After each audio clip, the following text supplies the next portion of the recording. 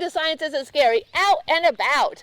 My name is Miss Lisa for the Fayette County Public Library, and I am out and about in the community. Today, I am at Mary Gray Bird Sanctuary with Amy Wells. Hi, Amy. Hello, Lisa. And she is a bird scientist, and she uses science every day in her job. She is an expert in bird banding, and I'll let her tell you all about bird banding. It is used for bird migration and learning about the habits of birds. So Amy, can you tell us how you use science in your everyday job? I absolutely can, and I'm so excited to show you some of the birds that we have today. And I live at the Mary Gray Bird Sanctuary, and we study birds. Birds are extremely important to the environment, and they're extremely important to the places where we live. And what we do is we put bands on birds, and those bands, what we hope is that the birds will come back and we'll be able to document their age, their sex, how healthy these birds are, and if we're providing an environment for them to survive. So I'm going to show you how I band a bird, and then we'll be able to release it. And I have one of the coolest birds that I caught this morning, and we captured those in mist nets, very much like a tennis court. So a tennis net, but it's a little bigger. I always like to tell everybody, you have to have a license and a federal permit to be able to band birds. So let's show you what we do and how science fits into this. The first thing is I have a small bag, and inside this bag is a small bird, a warbler. And I'm going to bring it out, and we're going to be able to see what kind of bird we have. Well, I also have a pin here, and that tells us what net it came from. Because birds actually, by netting them, we're able to determine that they actually come back to the same location where they were bred. So we're going to bring this really cool bird out, and I'm going to let you have a great look at this. It's if you notice this bird, it's got a lot of yellow on it.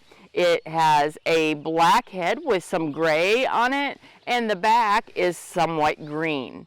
This is a special bird because it breeds here at the sanctuary. And we know that because scientifically we study birds, and each year we catch these birds during the breeding season. So they're trying to have babies right now. So we're going to put a band on this bird. First thing we have to do, as an ornithologist, I have to know what kind of bird that I have. So Lisa, can you help me? Do you know what kind of bird I have in my hand? I know it's a warbler. You're right, it is a warbler, and it's a state that's really close to us, not too far from Indiana, and it starts with a K.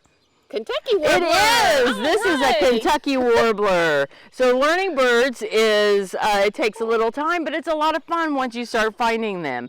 These birds, they don't stay here during the summertime. They stay here during the summertime, but during the winter, they go all the way down to South America to winter, and then they come back up here to have their young.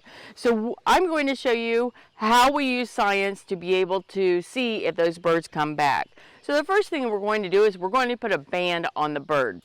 And I am going to ask Marilyn, who's my helper, what size of band that I put on the bird. It will be a 1. It will be a 1. So all of my bands here are different sizes. They're different sizes so that we know which kind of bird the bird is. So bigger birds get a bigger band, smaller birds get smaller bands. So this is a bird band here. It's a metal band, and it has 9 digits on it. So a lot of the kids, you probably have a social security number. This bird is now going to have its own social security number. And I always have to use my glasses to be able to see. So here we go. So Marilyn, I am putting on 62. So that's the last 2 digits. I always want to make sure that my data is correct. So now I'm going to open the band. Just going to use my pliers. They're designed with a little pin that when I open them, I can put it over the leg. And now I'm going to put it inside the pliers. I'm going to open the pliers, put it in this little hole right there. I'm going to hold the leg, and we're going to slide that band on. So now we have a banded Kentucky warbler. You'll notice the band, a lot of people ask me, does this hurt the bird? Band is extremely lightweight. It goes up and down and it goes around. It's much like wearing a bracelet. We like to say we just put a little bling on our bird. So now I'm going to take some measurements, and this is where our science comes in. First thing that I do is we're going to use calipers. And these calipers measure, everything is measured with the metric system. So you have to learn the metric system if you want to be a bird bander. So we're going to take the tarsus measurement, which is 23.63, and Marilyn is kind enough to write down all of this information for me. Next, we're going to take the Coleman measurement, which is from the nares, where that bird breathes, to the tip of the bill. It's 9.51 millimeters, and from the back of the head to the tip of the bill is 32.61. Our next measurement that we're going to take is the wing. So we're going to look and see how long the wing is. I put it in the ruler, and I closed one of my eyes to make sure that I'm accurate, and we're at 67. That's in millimeters. And now we're going to do the tail, and the tail is 57. So now I'm going to breathe, I'm going to blow on the belly of this bird, and we're going to see if we can determine if it's a male or a female. This bird is a male. It's a male Kentucky warbler. We know that because it has what we call a cloacal protuberance, and it is ready to breed with some, it's trying to find some females. All right. We also look for fat. So when I blow on this abdomen area, I'm looking for a yellowish fat, and it doesn't have any fat. It doesn't need it because it has a food source right now. The last thing that we do, well, we're going to do two more things. We're going to see if we can age a bird. And this is an absolutely beautiful bird. It has really nice wings, nice feathers. They're really sharp. And the tail is not real pointy. It is rounded just a little.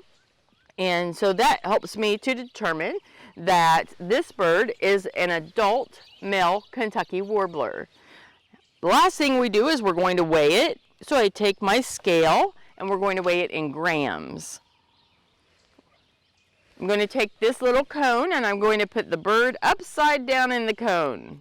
We call this the cone of fame because this bird is now famous. It has a band. We put it in and it weighs 13.6 grams. That's a great weight for a Kentucky warbler. All right. So now we have all of our science, our data collected, and this bird is ready to be let go. And I'm going to ask Lisa if she'll be kind enough to help us let the bird go. Awesome. So Lisa, if you will give me your hand, I'm going to put the bird right here, and she's going to take, or he's going to take off real quick. There we go. Awesome. So that was a science of bird banding. All right. Thank you so much. You are Amy. welcome. Fascinating stuff. What do you think, boys and girls? Isn't it fascinating? All right. I'm Miss Lisa. We have had this program called Science Out and About. We've been here at Mary Gray Bird Sanctuary today. Come and see me again in another 2 weeks for another Out and About episode of Science Isn't Scary.